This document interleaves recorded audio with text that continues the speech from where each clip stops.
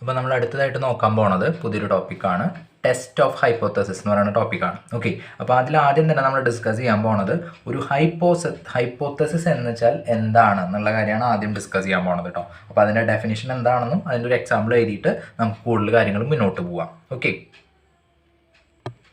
അപ്പോൾ നിങ്ങൾക്ക് ഇവിടെ എഴുതിക്കണ കാണാം എന്താ ഒരു ഹൈപ്പോത്തസിസ് എന്നുള്ള എൻ്റെ ഒരു ഡെഫിനേഷൻ പോലെയാണ് എഴുതിക്കണത്. ജസ്റ്റ് അറിഞ്ഞു വയ്ക്കുക.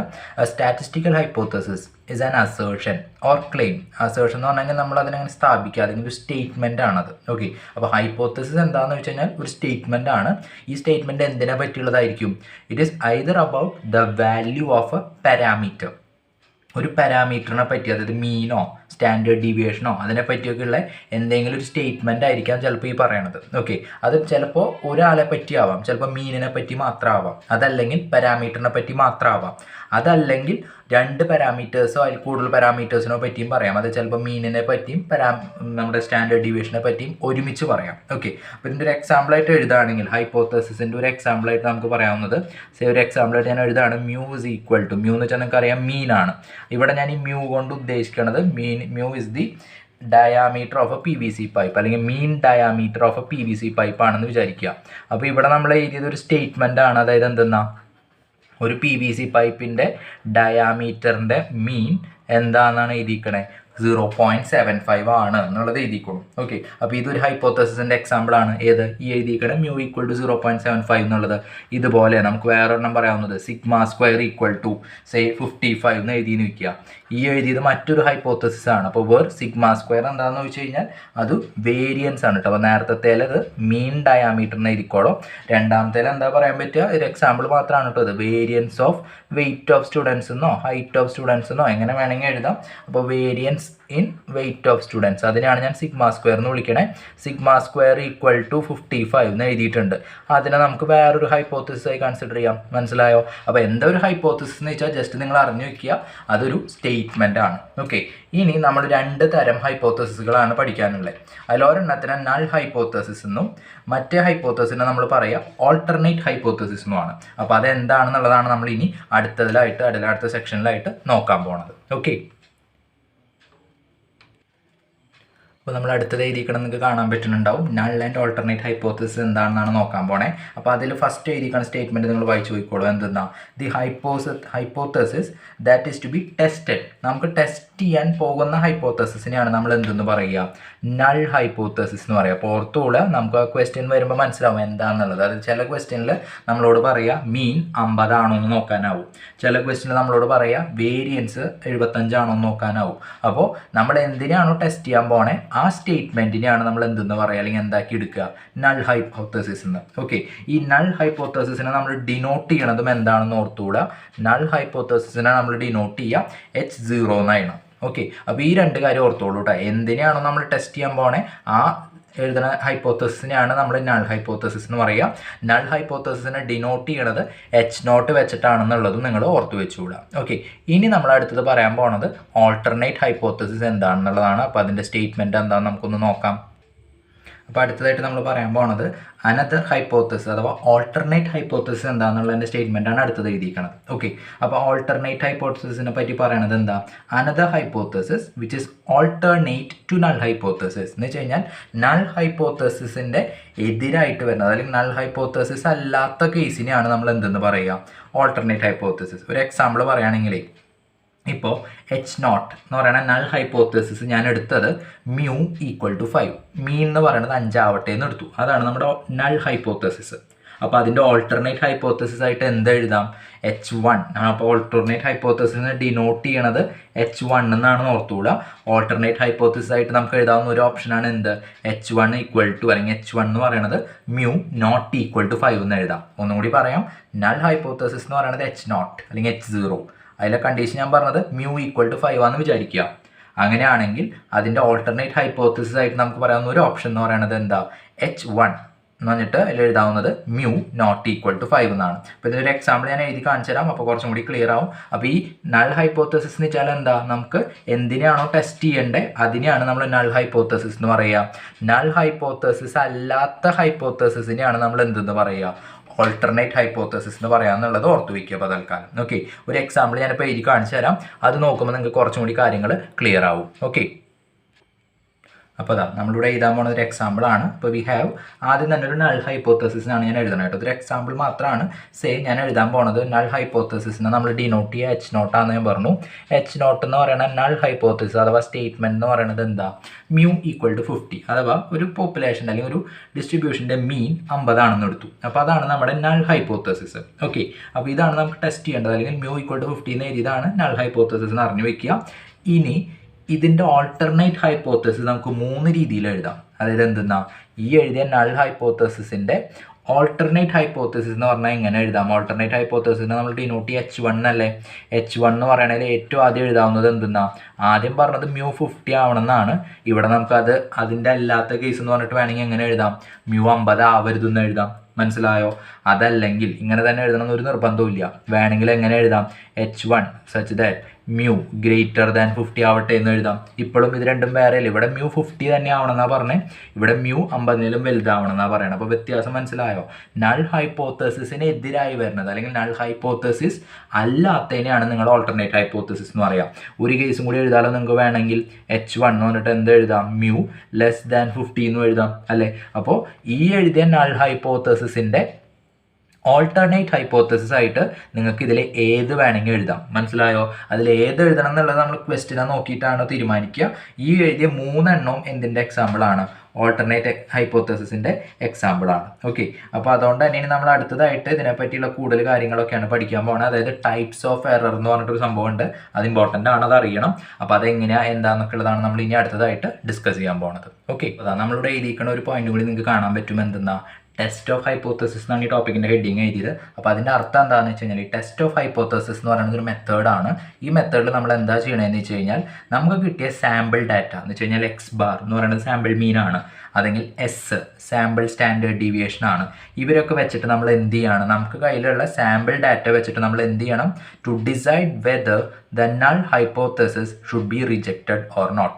അതായത് നമ്മുടെ കയ്യിലുള്ള സാമ്പിൾ ഡാറ്റ എന്ന് വെച്ചാൽ സാമ്പിൾ മീൻ ആവാം, സാമ്പിൾ സ്റ്റാൻഡേർഡ് ഡീവിയേഷൻ ആവാം. ഈ ഡാറ്റ വെച്ചിട്ട് നമ്മൾ എഴുതിയ നൾ ഹൈപ്പോത്തസിസിനെ റിജക്റ്റ് ചെയ്യണോ ആക്സെപ്റ്റ് ചെയ്യണോ എന്ന് തീരുമാനിക്കണം. ആ ഒരു മെത്തേഡ് ഉണ്ടല്ലോ, ആ ഒരു പ്രോസസ്സിനെയാണ് നമ്മൾ എന്തെന്ന് പറയുക, ടെസ്റ്റ് ഓഫ് ഹൈപ്പോത്തസിസ് എന്ന് പറയുക. ഓക്കെ, അപ്പോൾ അത് അറിഞ്ഞു വെച്ചോളാം, അത് ഇമ്പോർട്ടൻ്റ് ആണ്. എന്താണെന്ന് പറഞ്ഞാൽ ഇപ്പോൾ എന്താ പഠിക്കണമെന്ന് അറിഞ്ഞു വെക്കുക. ഇനി നമ്മൾ പറയാൻ പോകുന്നതാണ് എന്ത് ഇമ്പോർട്ടൻ്റ് ആയിട്ടുള്ള 2 ടൈപ്പ് എററുകളുണ്ട്. ടൈപ്പ് 1 എററും ടൈപ്പ് 2 എററും ഉണ്ട്. ഇത് രണ്ടും എന്താണെന്നുള്ളതാണ് നമ്മൾ ഇനി അടുത്തതായിട്ട് എക്സ്പ്ലെയിൻ ചെയ്യാൻ പോകുന്നത്. അപ്പോൾ അതാണ് നിങ്ങൾക്ക് ഇവിടെ എഴുതിക്കണത് കാണാം. എന്തെന്നാ, ടൈപ്പ് ഓഫ് എറേഴ്സിനെ പറ്റിയാണ് പഠിക്കാൻ പോണേ. ഇതിൽ തന്നെ നമ്മൾ ഫസ്റ്റ് ഡിസ്കസ് ചെയ്യണത് ടൈപ്പ് 1 എറർ എന്താണെന്നുള്ളതാണ് പറയാൻ പോണേ. ഓക്കെ, അപ്പോൾ ഇവിടെ എഴുതിക്കണത് കാണാം നിങ്ങൾക്ക്. ടൈപ്പ് 1 എറർ എന്താണെന്ന് വെച്ച് കഴിഞ്ഞാൽ, നമ്മൾ നമ്മുടെ കയ്യിലുള്ള H0 റിജക്റ്റ് ചെയ്യുക. എപ്പോൾ, വെൻ H0 ഇസ് ട്രൂ. അപ്പോൾ എന്താ ടൈപ്പ് 1 എറർ എന്ന് വെച്ച് കഴിഞ്ഞാൽ, നിങ്ങൾ ഈ ബ്രാക്കറ്റിൽ എഴുതിയ കാര്യം പഠിച്ചാൽ മതി. ഇവിടെ കണ്ടോ, ടൈപ്പ് 1 എറർ എന്താണെന്ന് വെച്ച് കഴിഞ്ഞാൽ H0 റിജക്റ്റ് ചെയ്യണു. എപ്പോൾ, H0 ട്രൂ ആയിട്ട് പോലും ശരിയായിട്ടുള്ള ഒരു കാര്യത്തിനെ റിജക്റ്റ് ചെയ്യുക. അങ്ങനത്തെ എററിനെയാണ് നമ്മൾ എന്തെന്ന് പറയുക, ടൈപ്പ് 1 എറർ. അപ്പോൾ ഇത് കൃത്യമായിട്ട് പഠിച്ചോളാം. ടൈപ്പ് 1 എറർ എന്താണെന്ന് വെച്ച് കഴിഞ്ഞാൽ, റിജക്റ്റ് H0, ഈ ബാർ ഇട്ടതിൻ്റെ അർത്ഥം ഗിവൺ, അല്ലെങ്കിൽ നമുക്കറിയാം H0 റിജക്റ്റ് ചെയ്യാണ് ഗിവൺ എപ്പോൾ, H0 ട്രൂ ആയിട്ട് കൂടി. ഓക്കെ, അപ്പോൾ അത് ഓർത്ത് വെച്ചോളൂ. H0 എന്ന് പറയുന്നത് ശരിയായിട്ട് പോലും H0 റിജക്റ്റ് ചെയ്യണേനാണ് ടൈപ്പ് 1 എറർ എന്ന് പറയാം. ഓക്കെ, ഇനി നമ്മൾ അടുത്തത് എന്ത് പറയാൻ പോവാണ്, ടൈപ്പ് 2 എറർ എന്താണെന്നാണ് അടുത്തതായിട്ട് പറയാൻ പോകുന്നത്. അപ്പോൾ ശ്രദ്ധിച്ചോളൂ, ഇതിൻ്റെ നേരെ തിരിച്ചുള്ള കേസാണ് ടൈപ്പ് 2 എറർ കേട്ടോ. നോക്കിക്കോളാം, ഞാൻ എഴുതുമ്പോൾ കാണാം. അപ്പോൾ കണ്ടോളൂ, ഇവിടെ എഴുതിയിരിക്കണത് എന്താ, ടൈപ്പ് 2 എററിൽ നിങ്ങൾ എന്താ ചെയ്യണേ, H0 ആക്സെപ്റ്റ് ചെയ്യാണ്. കണ്ടോ, എപ്പോൾ, വെൻ H0 ഇസ് ഫോൾസ്. അതായത് H0 ഫോൾസ് ആവുമ്പോൾ നമ്മൾ എന്ത് ചെയ്യാണ്, H0 ആക്സെപ്റ്റ് ചെയ്യണം. അത് ഞാനിവിടെ എഴുതിയിൽ ചെറിയൊരു കറക്ഷൻ ഉണ്ട്, ഇത് ട്രൂ എന്നാണ് എഴുതിയിരുന്നത്, നിങ്ങളും കറക്റ്റ് ചെയ്യണം. എന്തെന്നാൽ H0 തെറ്റാണെന്ന് അറിഞ്ഞിട്ട് പോലും നമ്മൾ എന്ത് ചെയ്യാണ്, H0 ആക്സെപ്റ്റ് ചെയ്യാണ്. അതിനെയാണ് നമ്മൾ എന്തെന്ന് പറയുക, ടൈപ്പ് 2 എറർ എന്ന് പറയുക. നേരത്തെ പറഞ്ഞത് ഓർമ്മയുണ്ടല്ലോ, നേരത്തെ നമ്മൾ എന്താ ചെയ്തത്, H0 റിജക്റ്റ് ചെയ്തു. എപ്പോൾ, H0 ട്രൂ ആയിട്ട് കൂടി. അതാണ് ടൈപ്പ് 1 എറർ. ശരിയായിട്ടുള്ള ഒരാളെ നമ്മൾ റിജക്റ്റ് ചെയ്യുക ചെയ്തത്, അതാണ് ടൈപ്പ് 1 എറർ. ഓക്കെ, ഇവിടെ എന്താ ഉണ്ടാവണേ, ടൈപ്പ് 2 എററിൽ എന്താ ഉണ്ടായിക്കണത്, നമുക്കറിയാം H0 ഫോൾസ് ആണെന്ന്, എന്നിട്ടും നമ്മൾ എന്ത് ചെയ്യാണ്, H0 ആക്സെപ്റ്റ് ചെയ്യാണ്. അപ്പോൾ ഈ 2 എററും തമ്മിലുള്ള വ്യത്യാസം അറിഞ്ഞു വെച്ചോളൂ കേട്ടോ. ഇതിൽ തന്നെ ശരിക്കും പറയുകയാണെങ്കിൽ ടൈപ്പ് 1 എറർ കുറച്ചും കൂടി ഭീകരമാണ്. കാരണം നിങ്ങൾ ഇപ്പോൾ നമ്മുടെ സാധാരണ നിയമത്തിൽ പറയണ പോലെ 1000 കുറ്റവാളികൾ രക്ഷപ്പെട്ടാലും ഒരു നിരപരാധി ശിക്ഷിക്കപ്പെടരുത്. അതായത് നേരായിട്ടുള്ള ഒരു കാര്യം ഒരിക്കലും കുറ്റപ്പെടുത്തി പോകരുത്, അല്ലെങ്കിൽ കുറ്റവാളിയായി ചിത്രീകരിക്കപ്പെടരുത്. അതുപോലെ ഇതിൽ ഏത് എററാണ് കൂടുതൽ കോംപ്ലിക്കേറ്റഡ് എന്ന് വെച്ചാൽ ടൈപ്പ് 1 എററാണ് കുറച്ചും കൂടി സീരിയസ് എറർ. കാരണം അവിടെ നമ്മൾ എന്താ ചെയ്യണേ, ശരിയായിട്ടുള്ള ഒരാളെ നമ്മൾ തെറ്റാന്നും പറഞ്ഞ് പുറത്താക്കുകയാണ്. അപ്പോൾ type 1 error is more complicated അല്ലെങ്കിൽ more severe than type 2 error എന്നുള്ള ഒരു കാര്യവും മനസ്സിൽ വെച്ചോളാം. അപ്പോൾ ഈ പറഞ്ഞ കാര്യത്തിന് നമ്മളൊരു ടേബിൾ ഫോമിലാക്കി കാണിച്ചു തരാം. അതാണ് നമ്മൾ അടുത്തതായിട്ട് ചെയ്യാൻ പോണത്. ഈ ടൈപ്പ് 1 എററും ടൈപ്പ് 2 എററും നമ്മളൊരു ടാബുലാർ ഫോമിലാക്കി കാണിച്ചു തരാം കേട്ടോ. നോക്കിക്കോളൂ.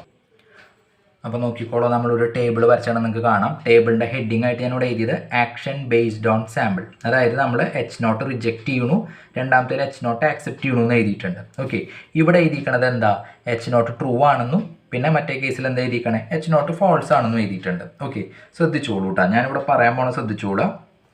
നമ്മൾ പറഞ്ഞു H0 ട്രൂ ആയിട്ടും നമ്മൾ എന്ത് ചെയ്യാണ്, H0 റിജക്റ്റ് ചെയ്യാണ്. അപ്പോൾ H0 ട്രൂ ആയിട്ടും H0 റിജക്റ്റ് ചെയ്യണ കേസിനെയാണ് നമ്മൾ ഏത് എറർ എന്ന് പറഞ്ഞത്, ടൈപ്പ് 1 എറർ എന്ന് പറഞ്ഞത്. ഓർമ്മയുണ്ടോ, ശരിയായിട്ടുള്ള ഒരാളെ റിജക്റ്റ് ചെയ്ത് കളയണതിനാണ് ടൈപ്പ് 1 എറർ എന്ന് പറഞ്ഞത്. ഓക്കെ, അപ്പോൾ അതുകൊണ്ട് തന്നെ H0 ട്രൂ ആയിട്ടും H0 റിജക്റ്റ് ചെയ്തതിനെ ടൈപ്പ് 1 എറർ എന്ന് എഴുതി. എന്നാൽ H0 ഫോൾസാ, തെറ്റായിട്ടുള്ള ഒരാൾ റിജക്റ്റ് ചെയ്തുകൊണ്ട് വല്ല കുഴപ്പമുണ്ടോ, ഇല്ല. അതുകൊണ്ട് തന്നെ H0 ഫോൾസ് ആവുമ്പോൾ H0 റിജക്റ്റ് ചെയ്യണ ഈ കേസ് ഉണ്ടല്ലോ, ഇവിടെ ഈ രണ്ടാമത്തെ കോളത്തിൽ ഇവിടെ ശരിക്കും എന്താ, എററൊന്നുമില്ല. അതായത് തെറ്റായ വാല്യൂ വേണ്ടാന്ന് വെക്കണോണ്ട് കുഴപ്പമൊന്നുമില്ല എന്ന് ചുരുക്കം. മനസ്സിലായോ? അതുകൊണ്ട് തന്നെ H0 ഫോൾസ് ആവുമ്പോൾ H0 റിജക്റ്റ് ചെയ്യുമ്പോൾ നമുക്ക് എററൊന്നും വരുന്നില്ല എന്ന് ചുരുക്കം. മനസ്സിലായല്ലോ? ഇതുപോലെ നോക്കിക്കോളൂട്ടാ, H0 ശരിയാണ്, നമ്മൾ H0 എന്ത് ചെയ്യാനാണ് പോണേ, ആക്സെപ്റ്റ് ചെയ്യാനാണ് പോണേ. ശരിയായിട്ടുള്ള ഒരാളെ നമ്മൾ സെലക്ട് ചെയ്യണോണ്ട് വല്ല കുഴപ്പമുണ്ടോ, ഇല്ല.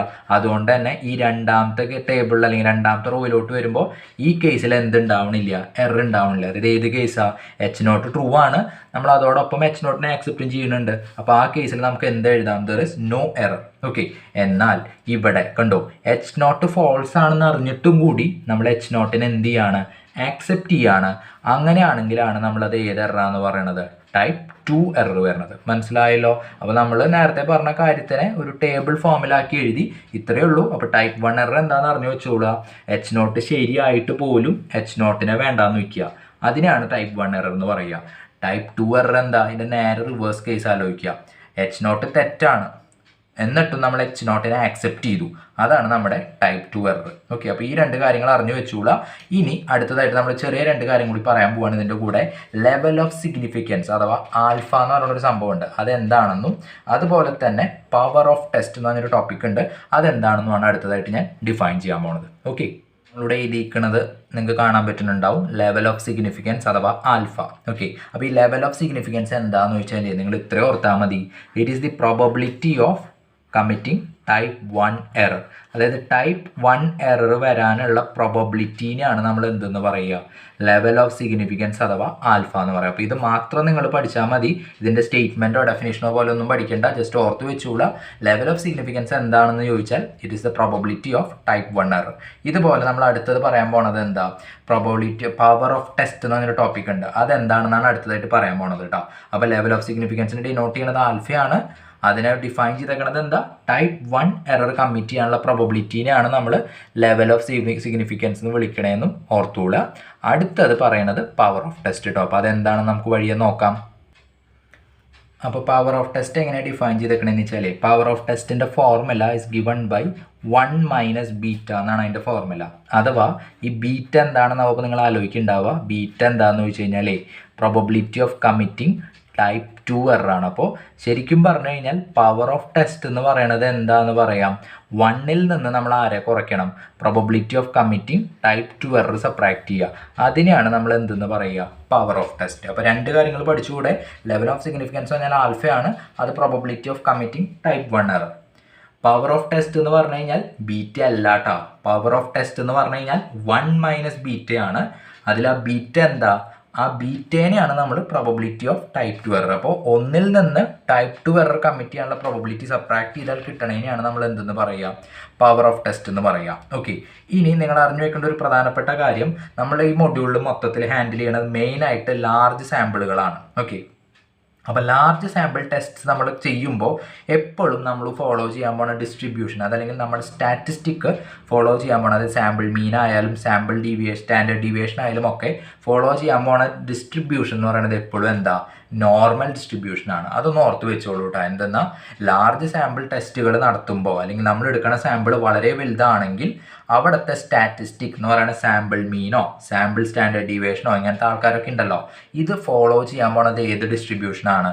നോർമൽ ഡിസ്ട്രിബ്യൂഷൻ ആണെന്നുള്ളൊരു കാര്യവും ഓർത്ത് വെച്ചോളാം. ഓക്കെ, അപ്പോൾ ഇത്രയും കാര്യങ്ങൾ ഇതിൻ്റെ നോട്ടായിട്ട് ഞാനിപ്പോൾ എഴുതി തരാം. അതിനുശേഷം നമ്മൾ പുതിയൊരു ടോപ്പിക്കാണ് ഇനി നോക്കാൻ പോകുന്നത്. ഓക്കെ, അപ്പോൾ ഞാൻ നേരത്തെ പറഞ്ഞ കാര്യം ഇവിടെ എഴുതിയിട്ടുണ്ട്. എന്തെന്നാ, ഇൻ ലാർജ് സാമ്പിൾ ടെസ്റ്റ് നമ്മൾ നടത്തുന്ന സാമ്പിൾ ടെസ്റ്റുകൾ ലാർജ് ആയിരുന്നുണ്ടെങ്കിൽ most of the statistic are ഏത് ഫോർമുല ഡിസ്ട്രിബ്യൂട്ട് ചെയ്തേക്കണേ? നോർമലി ഡിസ്ട്രിബ്യൂട്ടഡ് ആണെന്ന് വെച്ച് കഴിഞ്ഞാൽ അവരുടെ ഡിസ്ട്രിബ്യൂഷൻ നോർമൽ ആണെന്നുള്ള കാര്യമാണ് ഓർത്ത് വയ്ക്കേണ്ടത്. ഓക്കെ, ഇനി നമ്മൾ പറയാൻ പോകുന്നത് ഒരു പുതിയ ടോപ്പിക്കാണ്. അതായത് ലാർജ് സാമ്പിൾ ടെസ്റ്റ് ഫോർ മീൻ. അതായത് മീനിൻ്റെ കേസിൽ നമ്മൾ ചെയ്യാൻ പോണ ലാർജ് സാമ്പിൾ ടെസ്റ്റ് എന്താണ്, അതിൻ്റെ കാര്യങ്ങളാണ് അടുത്തതായിട്ട് നമ്മൾ ഇനി നോക്കാൻ പോണത്. ഓക്കെ,